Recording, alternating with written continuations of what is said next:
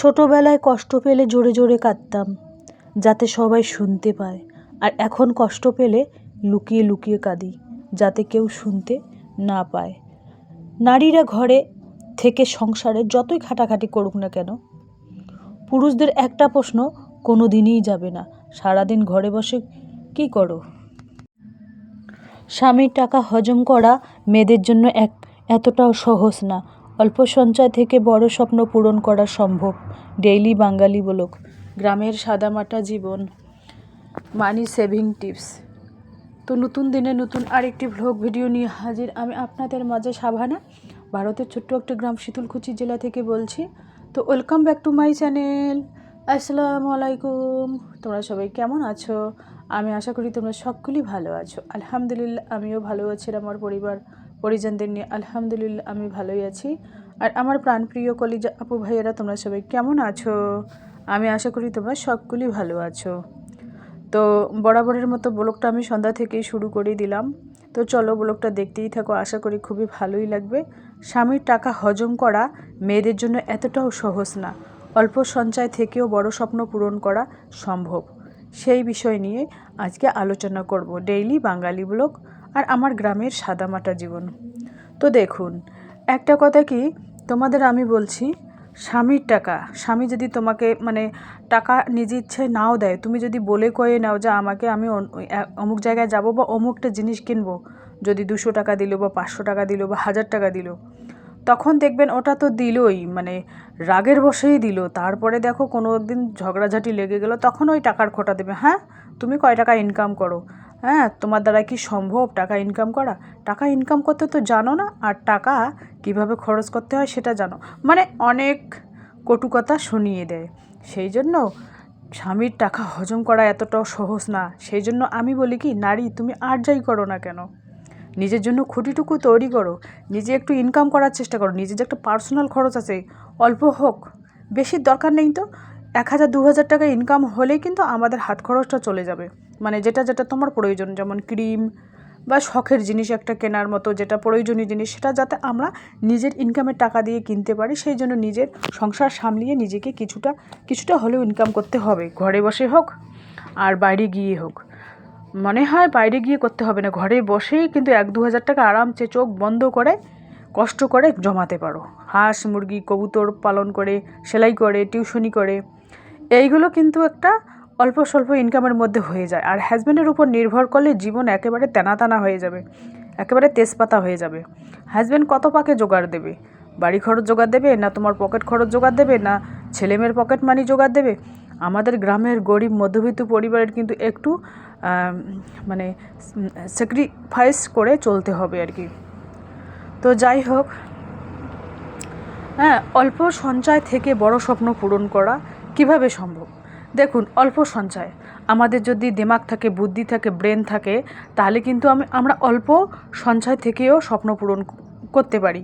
যদি আমাদের ব্রেন বুদ্ধি কোনো কাজ করে না, উড়িয়ে দেই, 2 টাকা এপাশে আসলো ফুরিয়ে দিলাম, তাহলে কিন্তু জীবনেও বড় স্বপ্ন কেন, ছোট স্বপ্নর ধারের কাছেও যেতে পারবো না। সেই জন্য আমাদের অল্প সঞ্চয় থেকে বুদ্ধিগুলো খাটাতে হবে আর স্বপ্নগুলো পূরণ করতে হবে। হ্যাঁ, তোমার মনটাকে ঠিক করতে হবে। 1 নম্বর, টাকা সঞ্চয় করার জন্য মনটাকে কন্ট্রোল করতে হবে, যে একটা জিনিস থাকতে আর একটা জিনিস যাতে আমাদের কিনতে না হয়, মনটাকে 1 নম্বর কন্ট্রোল করতে হবে। আর কন্ট্রোল করতে না পারলে কিন্তু জীবনে সুখী হতে পারবে না।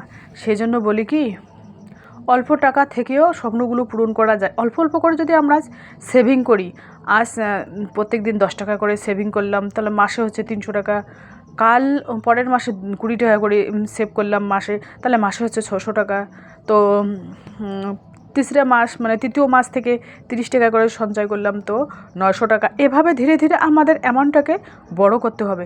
তবে বছরের শেষে না বড় স্বপ্ন আমরা পূরণ করতে পারি। কিন্তু আমরা যদি ওই হাতের উপর হাত গুটিয়ে, পায়ের উপর পা গুটিয়ে বসে থাকি আর স্বপ্ন দেখি বড় বড়, ছেঁড়া কাতায় শুয়ে লাখ টাকার স্বপ্ন দেখি, সেটা কি হবে কোনো দিনও হবে না।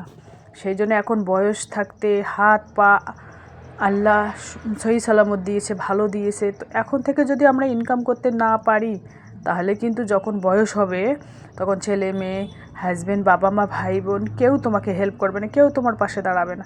এটা একেবারে বাস্তবে, প্র্যাকটিক্যালি বাস্তবে যেটাই সেটাই কিন্তু আমি তোমাদের কাছে তুলে ধরি। তো তোমাদের যতই ইনকাম থাক না কেন, হাজব্যান্ডের যতই ইনকাম থাক না কেন, হাজব্যান্ড যতই কোটিপতি হোক না কেন, বাবা মা ভাই বোন যতই কোটিপতি হোক না কেন, বিপদের সময় তোমার পাশে কেউ দাঁড়াবে না। তো মাথায় তেল থাকলে কিন্তু সবাই তেল দেয়, মাথায় তেল না থাকলে কেউ শুকান মাথায় তোমার তেল দিতে আসবে না। সেই জন্য তুমি আর যাই করো না কেন, সংসার সামলিয়ে ছেলে মেয়ে হাজব্যান্ড সবাইকেই টাইম টাইম খাবার খাইয়ে দাইয়ে মেনটেন করে তারপরে তুমি ইনকাম করো না। সপ্তাহে 4 দিন টিউশন পড়াও বা 5 দিন টিউশন পড়াও, এইভাবে যদি 4-5টি পড়াও, অতগুলো দরকার নাই, 2-3টা ব্যাচ পড়াইলেই যথেষ্ট। 2টা ব্যাচ পড়াইলে কিন্তু 2-3 হাজার আরামসে ইনকাম করা যাবে। আমি কিন্তু আগে টিউশনি করাতাম, যখন আমার ছোট ছোট ছেলেমেয়েরা ছিল তখন কিন্তু আমি টিউশনি করাতাম, কিন্তু সেটা শ্বশুরবাড়িতে টিউশনি করাতাম, কিন্তু ওখান থেকে বিশেষ করে টাকা পেতাম না, মানে অন্য অন্য কিছু আমাকে দিয়ে হেল্প করতো।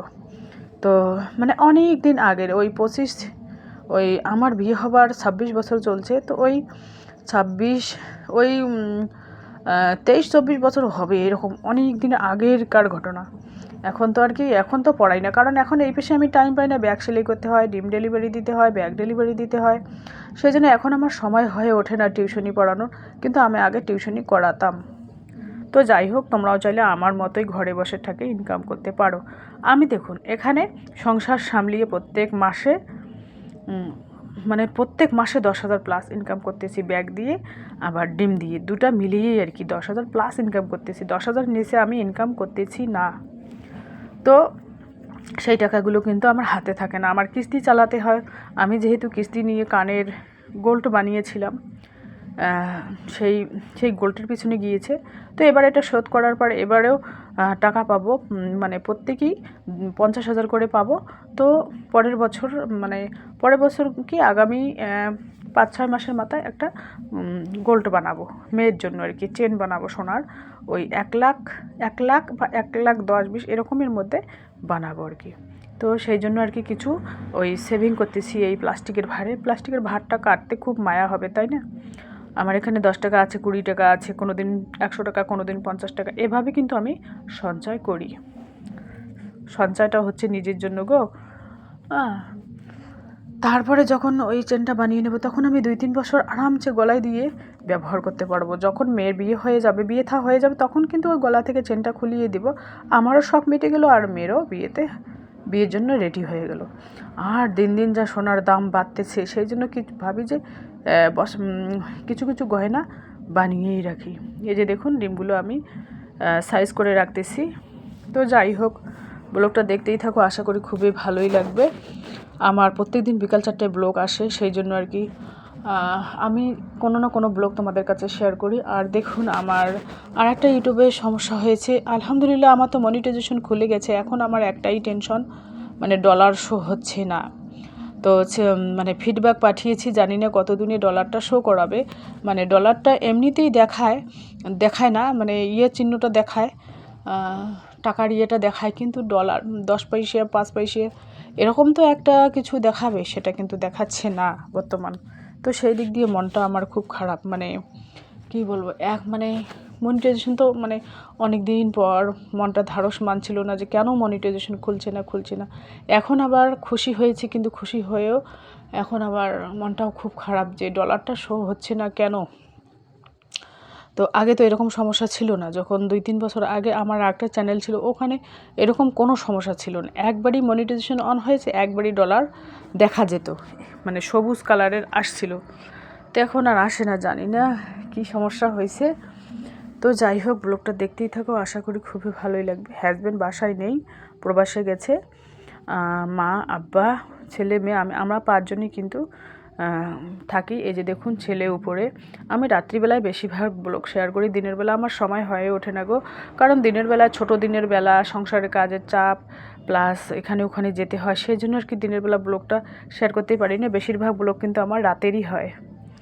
তো একটু ম্যানেজ করে নিয়েন, আর একটু বলবেন তো যাদের মনিটাইজেশন অন হয়ে গেছে তাদের ডলার কি মানে সাথে দেখা যাচ্ছে না কিছুদিন পর দেখা যাচ্ছে। আমি কিন্তু ইউটিউবে সার্চ করে দেখিয়েছি, কারো সময় লাগে, কারো নাকি সময় লাগে না ডলার শো হতে। তো সেটাই আর কি। তো চলো, আমার বাড়ির পাশে একটা বিয়ে হচ্ছে, গানের শব্দ হচ্ছে।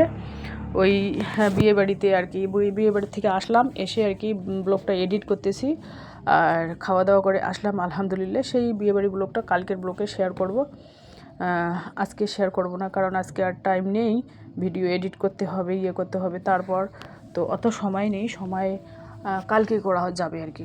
যাই হোক, পাশের বাড়ির বিয়ে আলহামদুলিল্লাহ, খাওয়া ভালোই হয়েছে। গরিব মানুষের মেয়ের বিয়ে, মেয়েটা খুব সুন্দর, ভদ্র, পড়াশুনোও ভালো। তো যাই হোক, আসলাম আর কি। এই দেখুন জাম্বুড়োগুলো এখানে দেখতে পাচ্ছেন, এগুলো কিন্তু আমার শ্বশুর বাড়ির আশেপাশের বাড়ির থেকে নেওয়া। তো আমার একটা যা ছিল, জাম্বুড়োগুলো কিসে নিয়ে আসবো, বাড়ি থেকে ব্যাগ নিয়ে যাইনি। ওই যাটাকে বললাম তোমার একটা বড় চেয়ে ব্যাগ দাও, আমি এই দিনই আসলে দিয়ে দেবো। তো বলে কি ঠিক আছে, তাড়াতাড়ি দিয়ে যেও। তো এই দিনে দলের টাকা জমা করতে গেলে ওখানে ঢুকবো, ঢুকে ব্যাগটা দিব আর 10 টাকা 20 টাকা হাতে দেবো, কারণ ওনার হাজব্যান্ড নেই, হাজব্যান্ড থেকেও নেই, সেই জন্য আর কি বলবো না, কারণ পারিবারিক কথা এখানে শেয়ার করা সম্ভব না। তো গরিব আর কি, খুব মানে মানুষের বাড়িতে লেবারি দিয়ে খায়, খুব কষ্ট করে সংসার পরিচালনা করে।